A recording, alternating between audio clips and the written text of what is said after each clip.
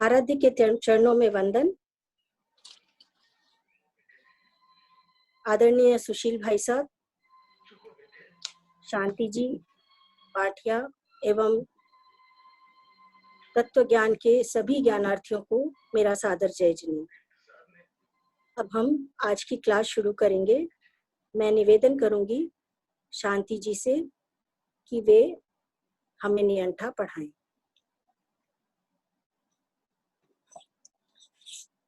आचार्य भिक्षु को वंदन करते हुए आदरणीय सुशील जी भाई साहब तथा सभी तत्वज्ञ भाई बहनों को मेरा सादर जय जिनेन्द्र। पिछली क्लास में हम भावद्वार कर रहे थे। ये शांति जी आप अपना ऑडियो देखिए, आप अपना खुद देख सकते हैं। क्या हुआ, कुछ प्रॉब्लम है? ये आवाज तो आ रही है। आवाज तो आ रही है। ये हाँ, अब ठीक आया है। ठीक है, बिल्कुल अब सही है। ओके, अब सही है। ओके,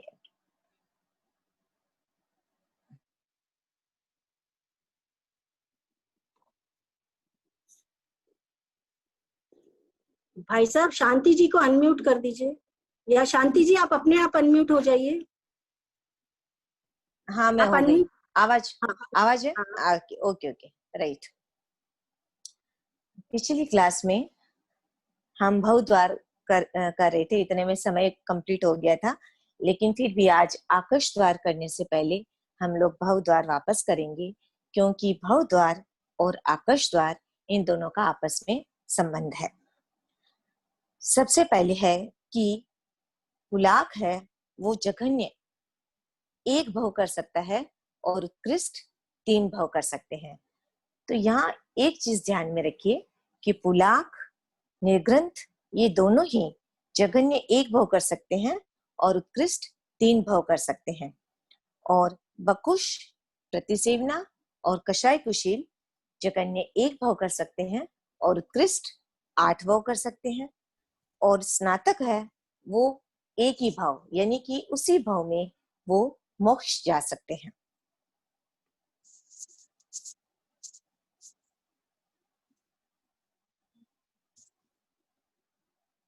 आवाज आ रही है मेरी? हेलो, आवाज आ रही है?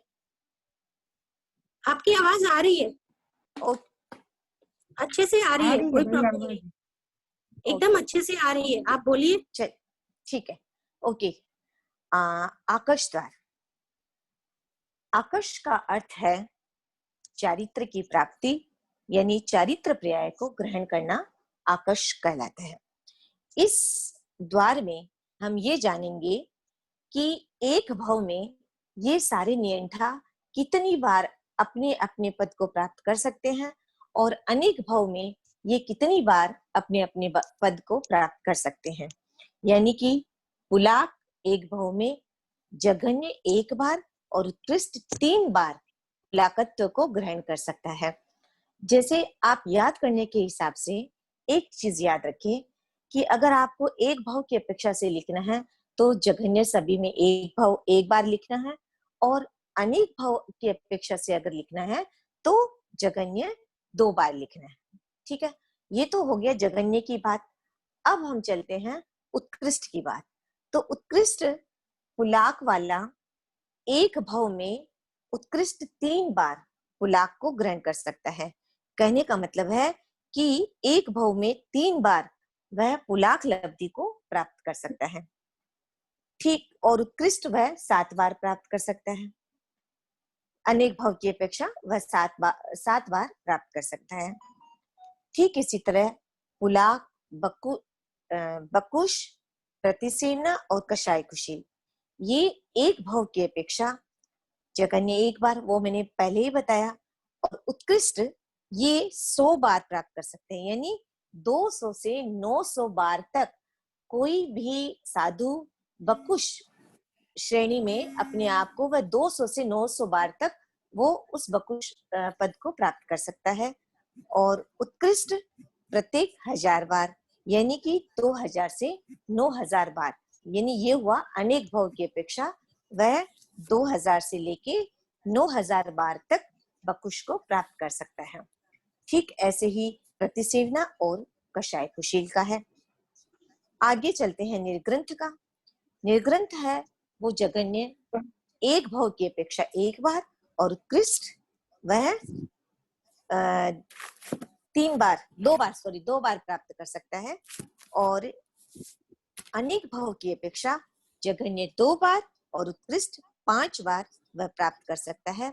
वो इस प्रकार है कि मान लो एक भव में उपशम श्रेणी वह 2 बार से ज्यादा नहीं ले सकता है, तो इस चूंकि 3 भव मैक्सिमम वो कर सकता है इस निर्ग्रंथ, इसीलिए पहले भव में वो 2 बार उपशम श्रेणी लेगा, दूसरे भव में भी वो 2 बार उपशम श्रेणी ले सकता है, और तीसरे भव में वह सीधा शफक श्रेणी लेते हुए मोक्ष जा सकता है। इस अपेक्षा से ये 5 बार हो सकता है। और स्नातक है, क्योंकि कोई भव नहीं उसका अंतिम भव है, इसीलिए वो उसी भव में मोक्ष चला जाएगा। नेक्स्ट है स्थिति द्वार। स्थिति द्वार है, इसके अंदर क्या बताया गया है कि एक जीव उस स्थिति में, उस पुलाकत्व या बकुश आदि में एक जीव है वो कितने समय तक रह सकता है, और अनेक जीवों की अपेक्षा वो कितने समय तक अनेक जीव उसमें रह सकते हैं। मतलब एक जीव और अनेक जीव की अपेक्षा से बताया गया है, ये स्थिति द्वार है। तो सबसे पहले हम एक जीव की अपेक्षा सारे के सारे पढ़ेंगे, उसके बाद अनेक जीव की अपेक्षा से पढ़ेंगे, तो हमें आसानी से समझ में आएगा। पुलाक एक जीव की अपेक्षा अंतर्मूर्त। मैंने बार बार बताया है आपको कि पुलाक जो लब्धि है वो अंतर्मूर्त से ज्यादा नहीं हो सकती है। अंतर्मूर्त के बाद उस साधु को वापस कषाय कुशील में आना ही होगा।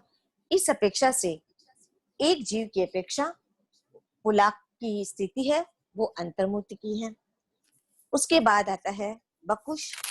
बकुश, प्रतिसेवना और कषाय कुशील, ये तीनों की जघन्य एक समय और उत्कृष्ट देशों करोड़ पूरे की बताई गई है। वो इस अपेक्षा से है कि मान लो, क्योंकि बकुश और प्रतिसेवना तो क्या है, कषाय कुशील से ही आते हैं। ये मैं बार बार बोल रही हूँ कि मेन है कषाय कुशील।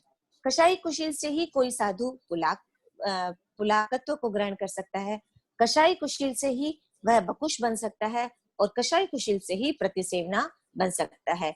क्योंकि जब कोई साधु दीक्षा लेता है उस वक्त वह कषाय कुशील ही होता है, क्योंकि उसके परिणाम है उस टाइम बहुत शुद्ध रहते हैं।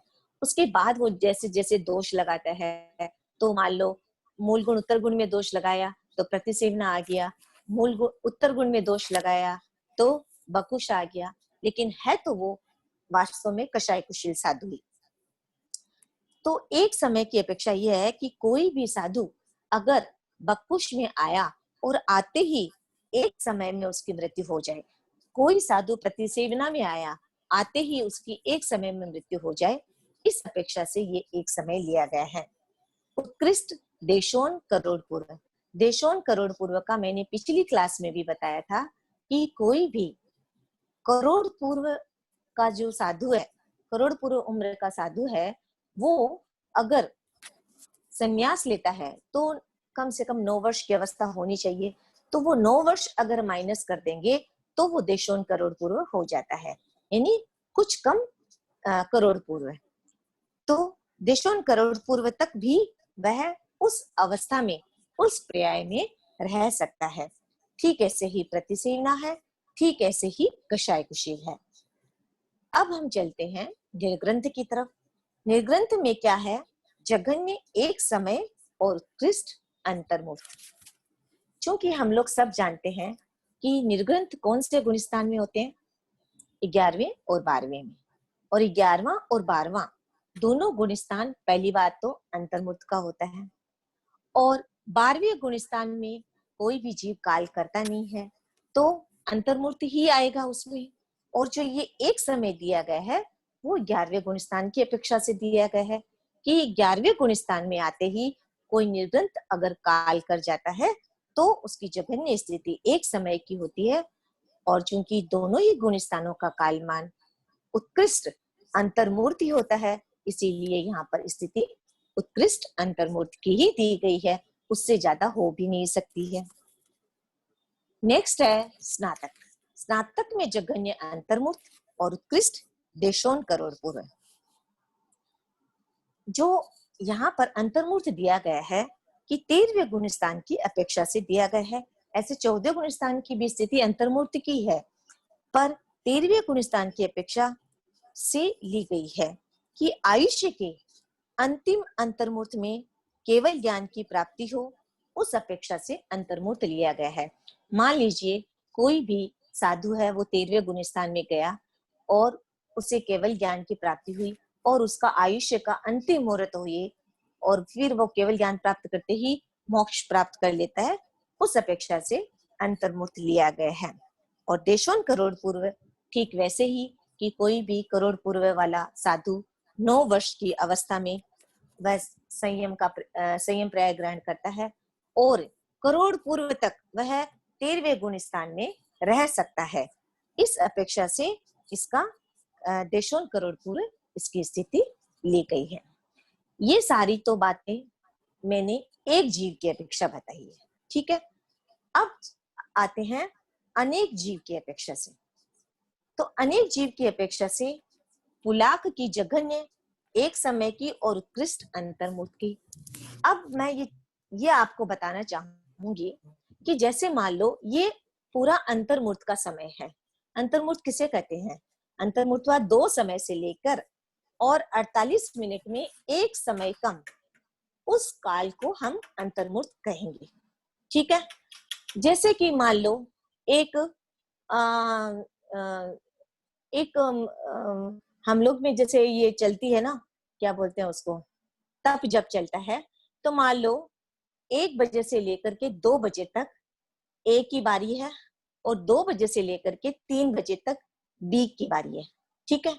जिस रूम में तप हो रहा है तो 1 से 2 बजे तक ए वाला वो जप कर रहा है, ठीक है। उस वक्त उस रूम में कितने लोग होंगे? सिर्फ एक ही। लेकिन जैसे ही 2 बजने में 1 मिनट बाकी होगा, बी वाला आ जाएगा और उस 1 मिनट में उस रूम में कितने लोग होंगे? 2 लोग होंगे, ठीक है। और जो अनेक जीव है वो कम से कम 2 हो सकते हैं और अधिक से अधिक तो कितने भी हो सकते हैं। 2 जीव को भी हम अनेक जीव बोलेंगे और कितने भी जीव भी हो सकते हैं उसमें। उसी प्रकार मान लो किसी साधु ने पुलाकत्व को ग्रहण किया और अंतर्मूर्त से ज्यादा की उसकी स्थिति हो नहीं सकती, और अंतर्मूर्त में उसका एक समय कम है और उसी वक्त किसी दूसरे जीव ने पुलाकत्व को ग्रहण कर लिया, तो उस अंतिम जो एक समय में कितने जीव होंगे? 2 जीव होंगे तो, और वो 2 जीव अनेक जीव के कहलाएंगे। इस प्रकार ये 2 नहीं, कम से कम ये 2000 से 9000 हो सकते हैं। मतलब उस एक समय की अपेक्षा से 2000 से 9000 तक के हो सकते हैं। ये हो गया अनेक जीव की अपेक्षा। अब आता है बकुश, प्रतिसेवना और कषाय कुशी। बकुश, प्रतिसेवना और कषाय कुशी ये क्या है? महाविद्य क्षेत्र में हमेशा रहते हैं, चाहे उसकी अपेक्षा से यहाँ पे सदा काल तीनों में लिया गया है, क्योंकि ये महाविद्य क्षेत्र में हमेशा ही रहेंगे। कभी भी इनकी कमी नहीं रहेगी, या कभी भी ऐसा समय नहीं आएगा जिस समय की ये तीनों नहीं रहेंगे। अब आता है निर्ग्रंथ। निर्ग्रंथ है जघन्य एक समय और उत्कृष्ट अंतर्मूर्त। तो ये इसका कैसे है? क्योंकि वही सेम टू सेम कि अगर एक समय के अंदर मान लो कोई स्नातक आया और उसकी मृत्यु होने वाली हो और उसी समय उसके अंतिम समय में अंतर्मूर्त के अंतिम समय में दूसरा स्नातक आ जाए 11वें गुण स्थान में, उस अपेक्षा से अनेक जीव हो सकते हैं। और उत्कृष्ट अंतर्मूर्त लिया गया है क्योंकि अंतर्मूर्त से ज्यादा 11वें गुण स्थान है, होता नहीं है। यहाँ पर जो निर्ग्रंथ की स्थिति बताई गई है वो आप लिख लें कि वो 11वें गुण स्थान की अपेक्षा से है, 12वें गुण स्थान की अपेक्षा से नहीं है, ठीक है। अब आता है स्नातक। स्नातक है उसका सदा काल है, मतलब वो हमेशा रहते हैं, महाविद्या क्षेत्र में हमेशा रहते हैं, तो अनेक भव की अपेक्षा मतलब वो बहुत जितने ये बकुश, प्रतिसेवना और कषाय कुशील है, वैसे ही स्नातक भी वहां हमेशा रहते हैं, इसलिए सदाकाल कहा गया है। अगला द्वार है अंतर द्वार। अंतर का मतलब क्या हुआ?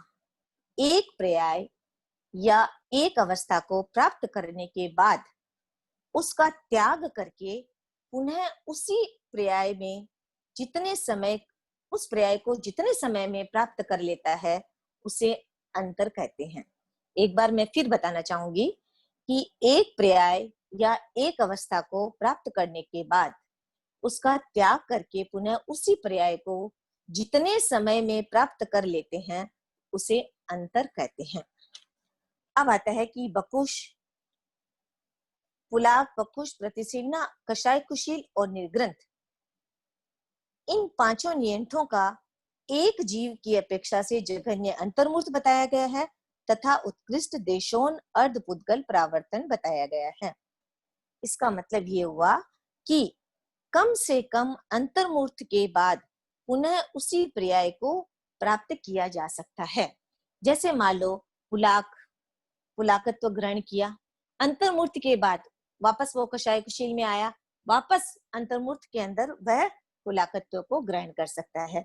ठीक इसी तरह बकुश भी वापस बकुश को अंतर्मूर्त में ग्रहण कर सकता है। जघन्य बता रही हूँ। और ठीक ऐसे ही प्रतिसेवना और कषाय कुशील है। और उत्कृष्ट देशोन अर्धपुद्गल परावर्तन, यानी कि देशोन अर्धपुद्गल परावर्तन तक भी उसका अंतर एक जीव की अपेक्षा से हो सकता है। वो इस प्रकार समझना चाहिए कि कोई भी भवी जीव शुक्ल पक्षी बना और कुछ समय के पश्चात ही मनुष्य भव में उसने संयम को अंगीकार किया, पूर्वों का ज्ञान अर्जित किया, क्योंकि पूर्वों का ज्ञान अर्जित किए बिना तो ये कोई भी नियंठा बन भी नहीं सकते। क्योंकि मैंने स्टार्टिंग में ज्ञान के बारे में बताया था कि पुलाक है, उसमें मैक्सिमम 9 पूर्वों का ज्ञान होना चाहिए, बकुश, प्रतिसेवना और इनमें 10 पूर्वों का ज्ञान होना चाहिए, और कषाय कुशील में 14 पूर्वों का ज्ञान होना चाहिए। यानी कि पूर्वों का ज्ञान किए बिना तो कोई भी नियंठा बन नहीं सकते हैं। तो पूर्वों का ज्ञान अर्जित करके पुलाक आदि 5 नियंठाओं को प्राप्त कर ले, किंतु उसका देशोन अर्धपुद्गल परावर्तन संसार काल बाकी होने से वह स्नातक नहीं बन पाता। यहाँ पे आप देशोन अर्धपुद्गल परावर्तन एक तरह से आप अनंत काल के समान जान सकते हो, ठीक है, क्योंकि देशोन अर्धपुद्गल परावर्तन में अनंत उत्सर्पिणी और अनंत अवसर्पिणी काल व्यतीत हो जाता है। तो इसे आप एक तरह से अनंत काल के समान मान सकते हो। तो अब अगर मान लो देशोन अर्धपुद्गल एक बार सम्यक तो प्राप्त कर लिया, तो देशोन अर्धपुद्गल परावर्तन के बाद वो मोक्ष जाएगा। तो हम लोग ये सोचते हैं कि भाई संयम तो हो गया और देशोन अर्धपुद्गल परावर्तन के बाद तो मोक्ष जाना ही है। पर ये मत समझिए, देशोन अर्धपुद्गल परावर्तन बहुत लंबा समय होता है और सिर्फ इन 3 गतियों में ये पूरा कंप्लीट नहीं होता है। उसके लिए कितने भव हमें निगोद में जाने पड़ते हैं, कितने भव वापस आने पड़ते हैं, कितने वापस निगोद में जाने पड़ते हैं, तब जाकर के ये काल कंप्लीट होता है। तो इस प्रकार संसार परिभ्रमण काल जिसका जितना होता है उसे उतने ही समय में पूरा करना पड़ता है, उसमें में कोई कमी हो नहीं सकती है। जैसे कि परित संसारी है, वो परित संसारी बन गया तो एक तरह से उसको ये खुशी होती होगी कि भाई मैंने अपने भवों को कम कर लिया, ठीक है, क्योंकि परित संसारी बनने पर जन्म मरण के जो भाव है वो सीमित हो जाते हैं। किंतु संसार परिभ्रमण काल में उसकी कोई कमी नहीं आएगी।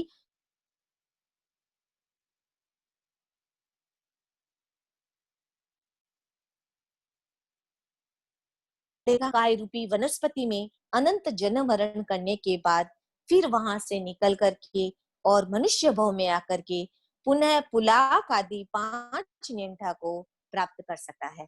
यानी कि ये जो हम अभी हम लोगों ने पढ़ा है ना कि एक जीव की अपेक्षा देशोन अर्धपुद्गल प्रावर्तन, यानी देशोन अर्धपुद्गल प्रावर्तन का अंतर पढ़ने के बाद ही वह वापस पुलाकत्व को ग्रहण करेगा, वापस वह बकुश को ग्रहण करेगा, वापस वह प्रतिसेवना को ग्रहण करेगा और वापस वो कषाय कुशील को ग्रहण करेगा। और निर्ग्रंथ का भी अंतर इसी प्रकार जानना चाहिए।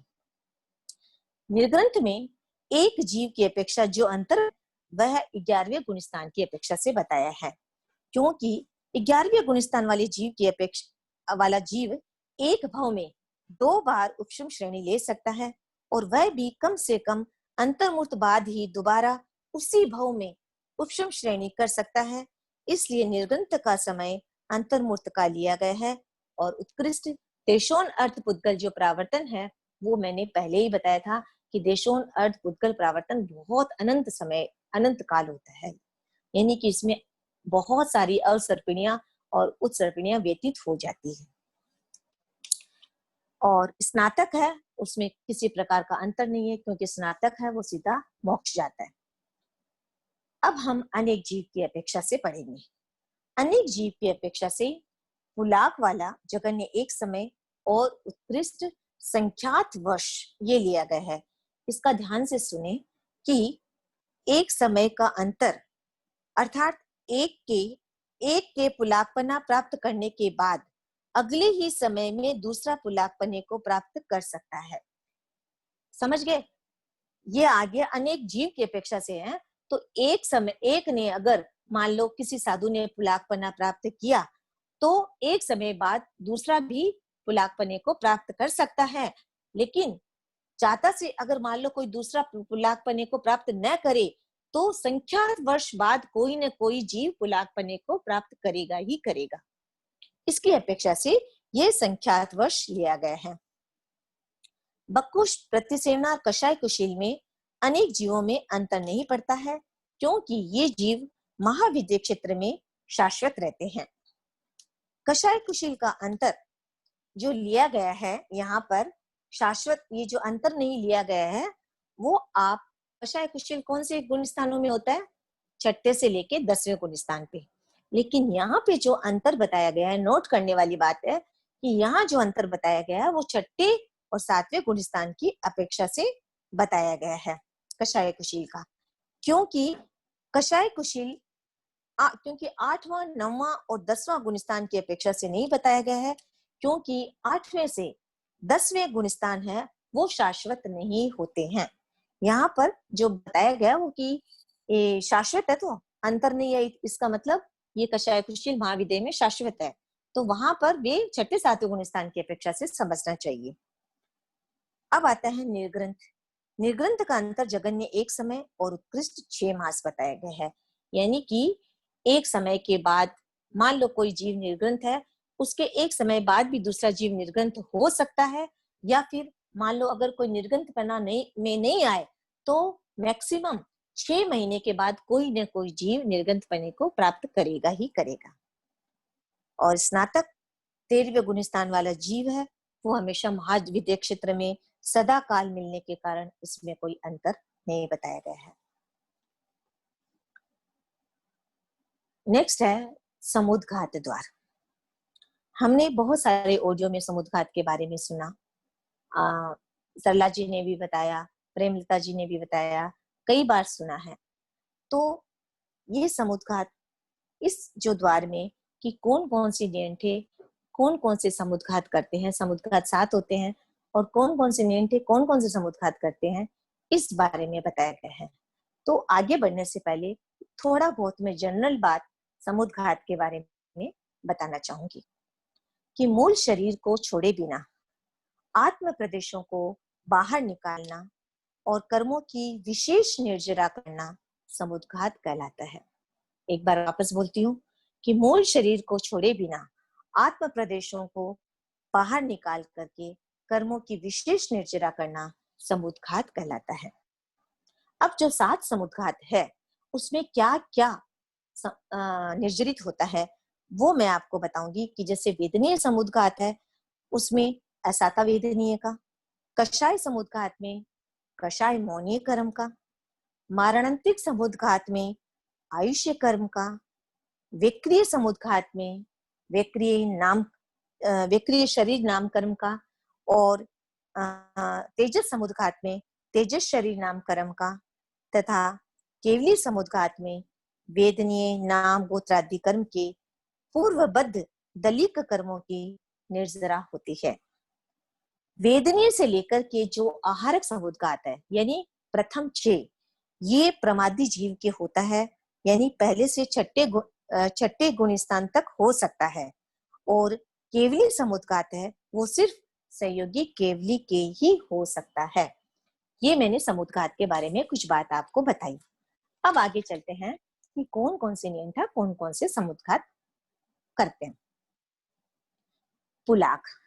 पुलाक में 3 समुद्घात बताए गए हैं, वेदनीय, कषाय और मारणांतिक। ऐसा था वेदनीय में एकीभाव होने के कारण ये वेदनीय समुद्घात करते हैं।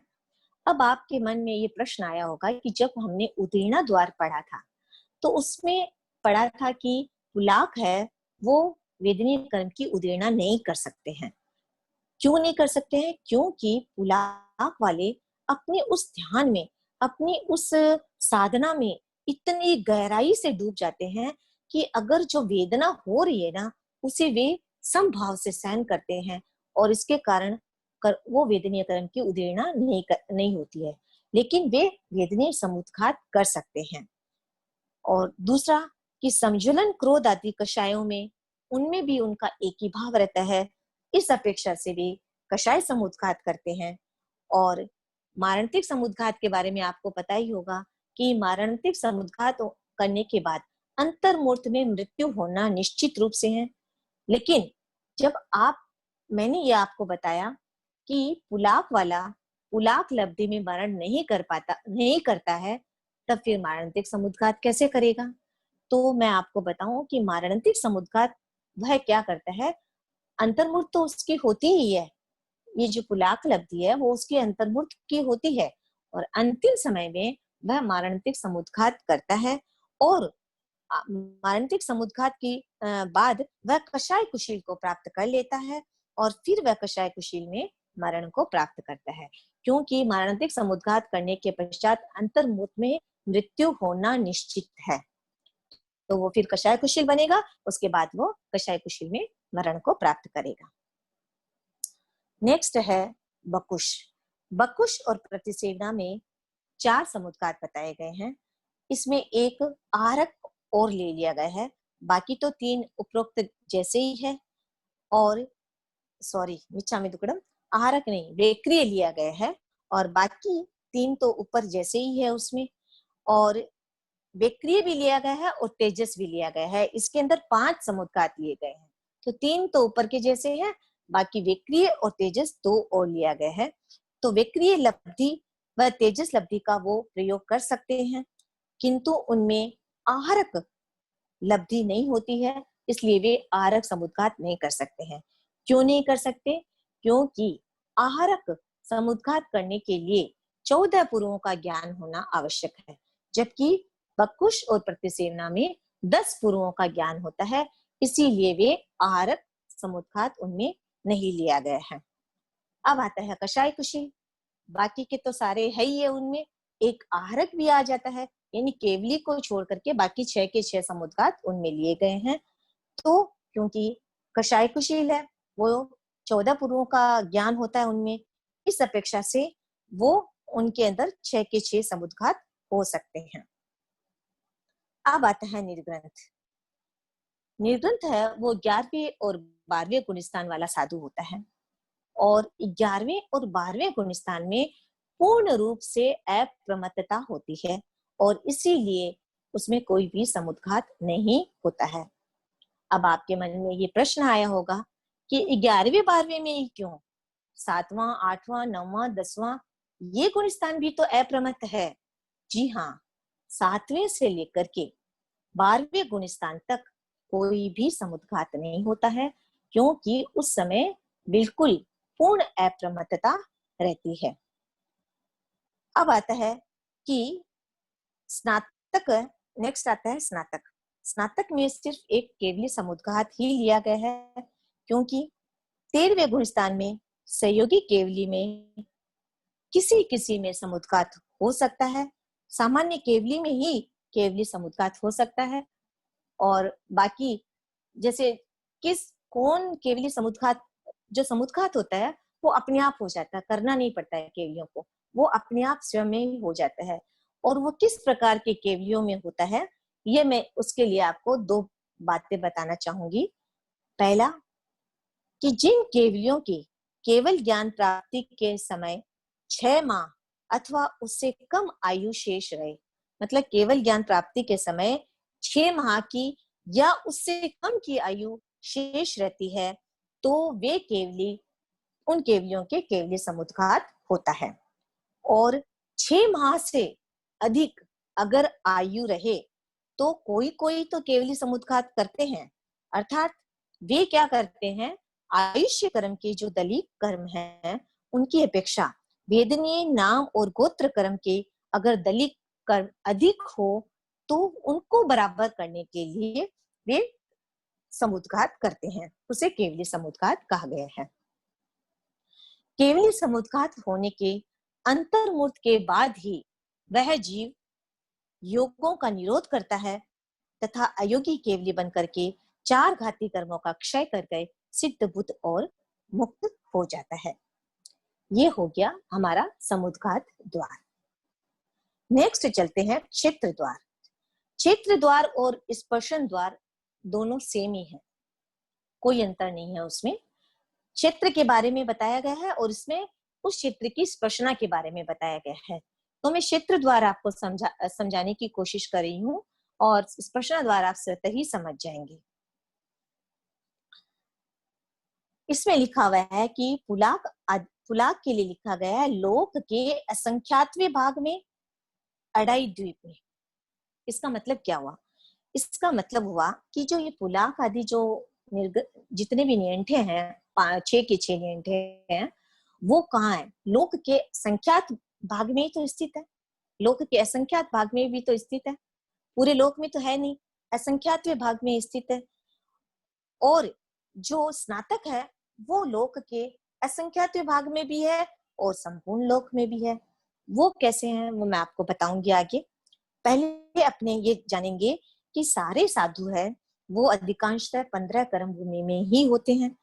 संग्रहण की अपेक्षा अड़ाई द्वीप में हो सकते हैं, परंतु यहाँ पे जो असंख्यातवें भाग में जो लिखा है, इसका मतलब ये हुआ कि पूरा लोक की लंबाई कितनी है?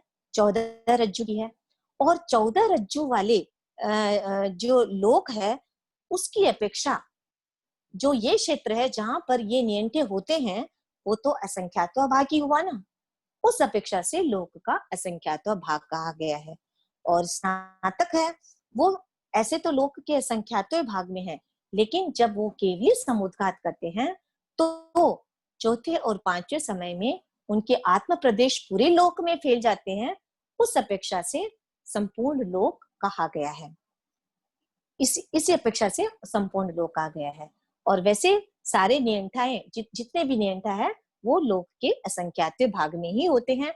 वो क्यों? क्योंकि 14 रज्जु वाले इतने बड़े विशाल लोक में जो छोटा सा भाग है वो उसका असंख्यात भाग ही कहलाएगा, जहां पर निर्ग्रंथ या साधु होते हैं। ठीक ऐसे ही स्पर्शना द्वार भी है, सेम है, उसमें कोई अंतर नहीं है कि वो स्पर्श करते हैं। उस हिसाब से ही लिया गया है कि लोक के संख्यात भाग का स्पर्श करते हैं और संपूर्ण लोक को भी स्पर्श कर सकते हैं केवली समुद्घात की अपेक्षा से। आगे हम चलते हैं भाव द्वार। भाव द्वार, इसमें पुलाक, बकुश, प्रतिसेवना और कषायकुशी, इसमें 2 ही भाव लिए गए हैं, शोभशम भाव और परिणामिक भाव। वो किस अपेक्षा से? क्योंकि 6ठे से लेकर के 10वें गुण स्थान तक चारित्र मोहनीयकरण की जो संजलन कषाय है उसका शोभशम बना रहता है, और इस कारण चारों नियंठा में शोभशम भाव लिया गया है और पारिणामिक भाव तो सहचर है ही है। और निर्ग्रंथ में उपशम, शायिक और पारिणामिक तीनों भाव लिए गए हैं, क्योंकि इसका कारण यह है कि 11वें गुणस्थान में चारित्र मौन्य का पूर्ण उपशम होता है और 12वें गुणस्थान में क्षय होता है, तो उस अपेक्षा से उपशम और शायिक भाव लिया गया है और पारिणामिक भाव तो सहचर है ही है। और उसके बाद इसमें स्नातक में भी क्षयिक और पारिणामिक है, क्योंकि क्षय कंप्लीट क्षय हो जाता है। स्नातक में भी उस सारे कर्म क्षय हो जाते हैं, सारे कर्म सॉरी ये 4 अघाती कर्म है वो क्षय हो जाते हैं।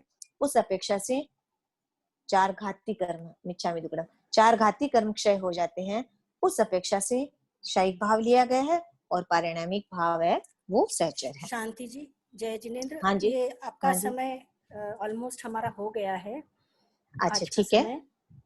तो ठीक है।